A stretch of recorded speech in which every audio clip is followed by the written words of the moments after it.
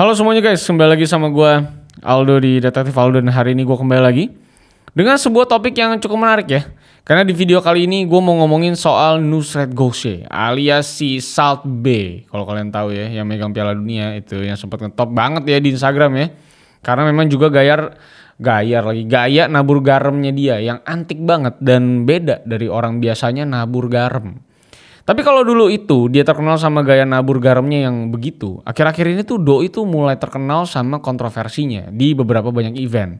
Dan bahkan seperti yang tadi gue bilang, di Qatar World Cup kemarin, itu juga dia sempat bikin kesel para fans-fans bola karena dia ngerebut Piala Dunia dari para pemain Argentina.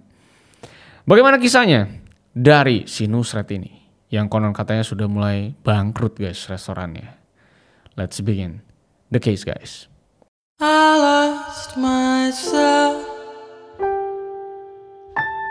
I waited still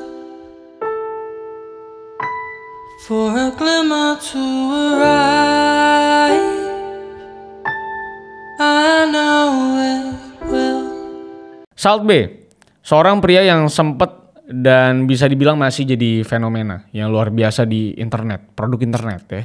Cuman karena penampilan dan gaya naburin garam dia yang memang beda dari orang lain. Nah, tapi siapa sih sebenarnya si Salt B ini? Dan apa latar belakang ini orang sebelum jadi internet meme yang gede banget di tahun 2017? Oke, gue mulai dari kehidupan ini orang sebelum jadi Salt B kayak sekarang yang kita kenal. Jadi dia tuh lahir di Erzurum, Turki pada tanggal 9 Agustus 1983. Dan kebetulan gue nulis ini juga pas dia lagi ulang tahun ya. Ini tanggal 9 Agustus juga. Nah, dan karena dia ini lahir di Turki, nama asli dia itu jelas nama Turki, yang nama lengkapnya itu Nusret Gouche. Jadi si Nusret ini tuh lahir di Turki kayak yang udah gue bilang tadi, dan dia juga tumbuh di lingkungan keluarga yang cukup susah bisa dibilang, karena memang bapaknya itu cuma jadi pekerja tambang, yang penghasilannya jelas gak cukup buat ngebiayain seluruh keluarganya. Makanya waktu si Nusret itu umur 2 tahun, mereka terpaksa buat pindah tempat dari Erzurum ke Romania. Karena memang biaya hidup di Erzurum waktu itu tuh udah semakin tinggi dan pendapatan bapaknya udah gak cukup lagi kayaknya. Tapi gak berhenti sampai situ doang, kesulitan dia tuh masih berlanjut lagi waktu dia kecil. Karena waktu masih kelas 6 SD, si Nusret tuh harus terpaksa keluar dari sekolah.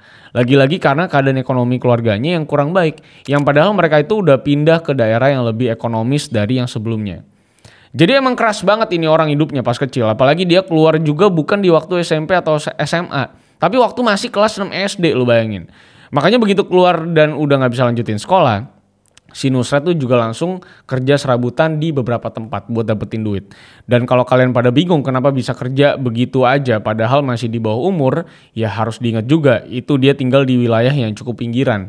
Dan di tahun 90-an kayaknya juga regulasi pekerja dan perintilannya belum seketat sekarang lah. Makanya gak heran kalau dia bisa kerja serabutan di beberapa tempat sekaligus dengan usia dia masih muda. Dan dengan kerjaan dia yang serabutan kayak gitu, perharinya itu dia bisa kerja sampai 18 jam lu bayangin. Dan yang pasti, dia juga harus pindah-pindah tempat kerja yang bikin kehidupan masa remajanya dia ini tuh makin capek lagi. Dan dari kerja serabutannya si Nusret ini, seenggaknya ada 2 kerjaan yang pernah dia share ke publik. Yang pertama itu nyuci piring di restoran, dan yang kedua itu jadi asisten tukang daging.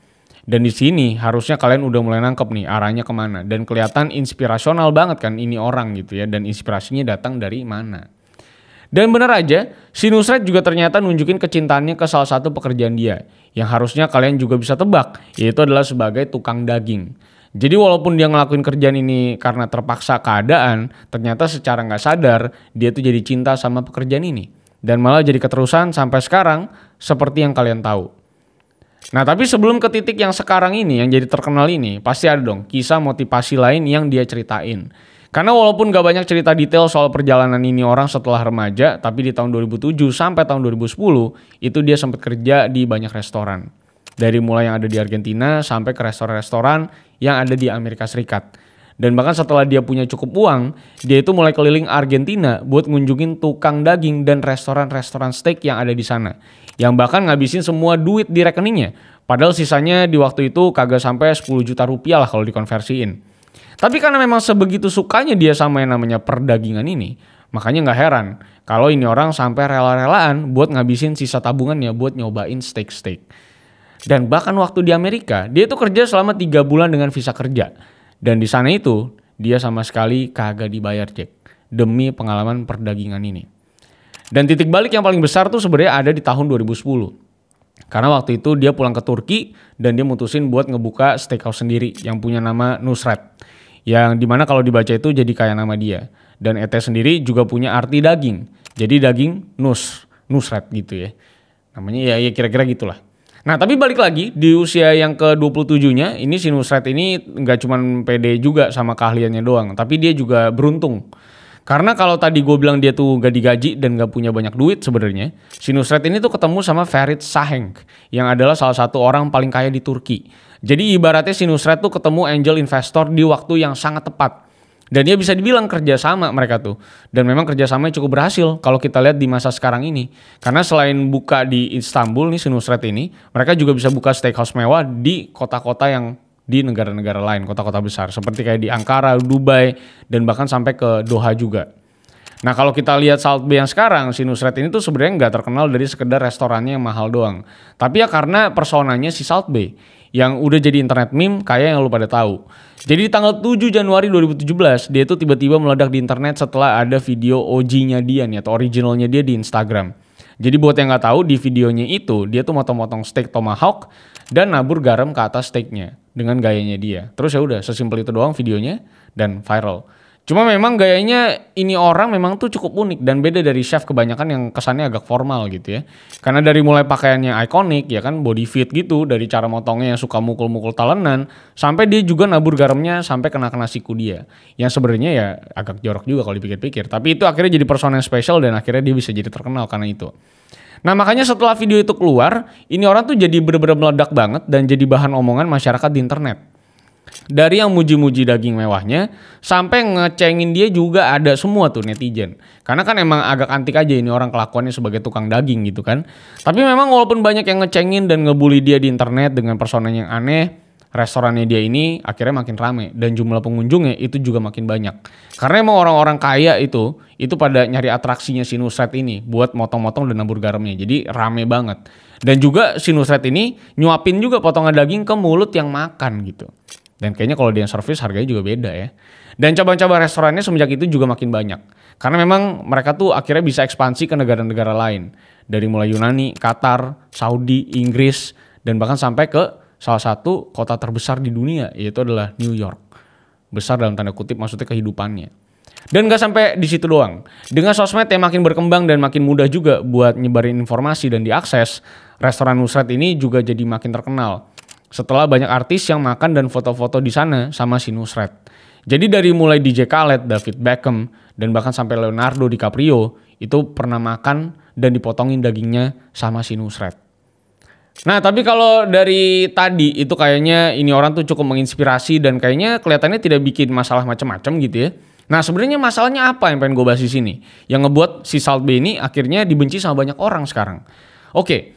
Gue mulai dari tahun 2017 dulu, dimana dia itu baru terkenal sama yang namanya Salt Bae-nya. Jadi di akhir tahun 2017, dia itu pernah dikritik sama banyak netizen waktu dia ngepost foto di depan gambar Fidel Castro. Karena kan ngapain harus bawa-bawa unsur politik ke media yang orang-orang follow itu karena daging steaknya. Udah gitu 1 tahun setelahnya juga di restorannya sempat kena masalah. Waktu ada kecelakaan di atraksi Nusret Istanbul. Jadi waktu itu tuh bartendernya lagi bikin atraksi di depan api, dan customer-customernya itu ada di depan barnya sambil nontonin. Tapi waktu dia itu nyemprotin kayak gas atau cairan gitu ke apinya, tiba-tiba di situ malah keluar ledakan dan apinya langsung nyamber si customer-customer yang ada di sana. Dan dari kejadian itu ada 4 orang turis yang kesamber dan harus dibawa ke rumah sakit karena atraksi itu. Salah satu korbannya itu Tinus Trenčíková, influencer asal Ceko, yang harus kena luka bakar sebanyak 35% dari total tubuhnya cuman perkara makan steak. Dan luka bakarnya itu permanen. Sedangkan 3 customer lainnya itu juga ikutan kena luka bakar. Walaupun kabarnya katanya sih nggak separah si Tinus itu. Nah terus kalau kejadian kayak gitu, terus apa yang dilakuin sama si Nusret? Sebenarnya jawabannya itu bisa dibilang cukup ngeselin. Karena bahkan si Tinus ini itu baru dikasih kompensasi sebesar $250.000 setelah sekitar 1 tahun semenjak kejadian tersebut.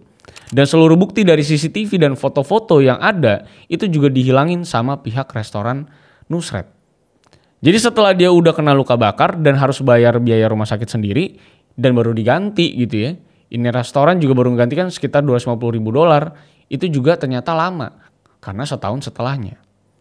Dan gak sampai di situ doang. Si Nusret ini juga katanya gak memperlakukan pegawai-pegawainya dengan baik dan memberikan gaji yang fair. Karena dari kesaksian mantan pegawainya ada di Insider, dia tuh bilang kalau si Nusret ini tuh suka nilep duit tip, lo bayangin. Dan jarang banget ngasih mereka tip. Padahal secara penghasilan itu bisa kita lihat. Kalau yang datang itu pasti orang-orang yang udah kaya banget ceritanya. Setidaknya kaya banget, kaya lah gitu ya. Dan pasti tipsnya juga gede banget. Apalagi di negara-negara yang budaya tipsnya tinggi banget kayak Amerika Serikat. Pasti jadi kaya lu lewat tips gitu kan. Dan kalau ngomong-ngomong soal penghasilan, si Salt Bae ini juga ternyata ngasih harga yang gak masuk akal ke banyak produk makanan dan minumannya di steakhouse dia.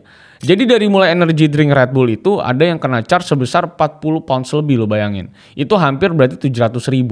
Udah gitu ada air mineral yang kena charge $100 lebih, lo bayangin. Jadi hampir 1,5 juta. Dan yang terakhir itu sampai ke Golden Tomahawk yang harganya itu bisa sampai $3.000 alias mau 45 sampai 50 juta. Dan kalau kalian bilang kalau kan itu dari emas, bro, wajar dong. Udah gitu semua bagiannya juga dilapisin emas, kan gak ada yang bohong. Tapi sebenarnya itu lapisan edible gold kayak yang kayak gitu, itu bisa didapetin dengan harga yang murah sebenarnya. Dan dengan nambahin emas kayak gitu, sebenarnya juga gak ngasih rasa tambahan apa-apa karena rasanya tawar juga. Dan cuma sebagai hiasan doang gitu.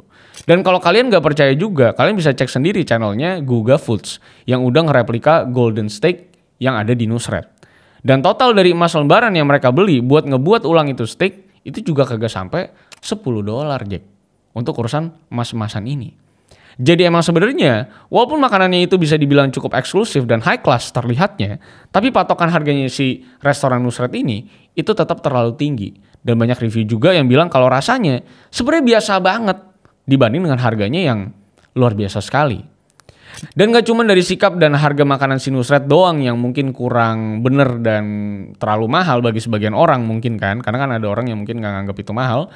Tapi intinya dari restorannya sendiri, ini juga pernah ada yang jadi sumber penyakit di daerah Boston, Amerika. Karena di tahun 2020, cabang restorannya ada di Boston, ini tuh pernah ngelanggar prokes COVID. Yang seharusnya tutup restoran ini di masa-masa lockdown. Tapi karena dia tuh baru aja buka beberapa hari sebelum lockdown, jadinya dia itu tetap maksa buat buka dan bikin kerumunan di sana. Walaupun pada akhirnya mereka malah tetap boncos juga. Karena akhirnya disuruh tutup juga sama pemerintah. Dan kebetulan udah keburu beli bahan kan. Dan di luar ini juga sebenarnya masih banyak masalah dan kontroversi yang dibuat sama si Nusret ini. Tapi menurut gua yang paling pecah itu adalah waktu si Nusret ini nonton final Piala Dunia di Qatar tahun lalu. Karena selain dari emang kelakuan ini orang yang ngeselin dan narsis banget gitu ya di Instagramnya, di final Piala Dunia dia tuh juga ngelanggar regulasi dan peraturan yang ada dengan masuk ke lapangan waktu Argentina itu lagi selebrasi setelah kemenangannya. Di video yang kesebar juga kelihatan kalau ini orang tuh ngegangguin banyak pemain Argentina yang lagi foto-foto sama pacar dan keluarga mereka. Yang bahkan Bang Messi aja mukanya aja udah gedek banget gitu sama ini orang, sama tukang daging gitu kan. Dan ini orang juga sebenarnya ngelanggar peraturan FIFA, di mana harusnya Piala World Cup itu nggak boleh dipegang sama orang umum dan cuman pemenang sama kepala negara pemenangnya yang boleh megang dan ngangkat pialanya. Nah itu adalah kisah singkat dari Nusret yang katanya juga udah mulai nggak enak dan beberapa cabangnya katanya konon katanya juga sudah mulai sepi sekali dan tutup gitu. Jadi kalau misalnya menurut lo si Nusret ini sebuah restoran steak yang bisa dikatakan overqualified dengan harganya setinggi itu, ya kalian boleh coba aja. Karena orang ke Nusret ujung-ujungnya adalah beli experience. Tapi lagi karena lo setiap ke Nusret belum tentu juga ada Salt Bae-nya. Kalau mau ada Salt Bae-nya itu mahalnya setengah mati. Jadi kalau lo ke Nusret sebenarnya sama aja, lo kayak makan steak-steak yang biasa-biasa aja gitu. Di Jakarta juga banyak tempat-tempat steak yang kayak gitu. Jadi gue rasa tidak perlu terlalu mengejar makan Nusret kalau lagi ke luar negeri. Karena rasanya biasa aja, attitude-nya juga berantakan nih orang sebenarnya. Itulah kisah soal Nusret yang terkenal banget itu. Terima kasih. Kalau misalnya kalian suka dengan konten kali ini, silahkan like, share, dan subscribe. Kalau misalnya kalian punya opini terkait Nusret ya, atau si Salt Bae ini, bisa tulis di kolom komentar. Sampai jumpa semuanya, karena masih banyak cerita yang bisa kita bahas. So, see you on the next case, guys. I lost myself. I waited still for a glimmer to arise. I know it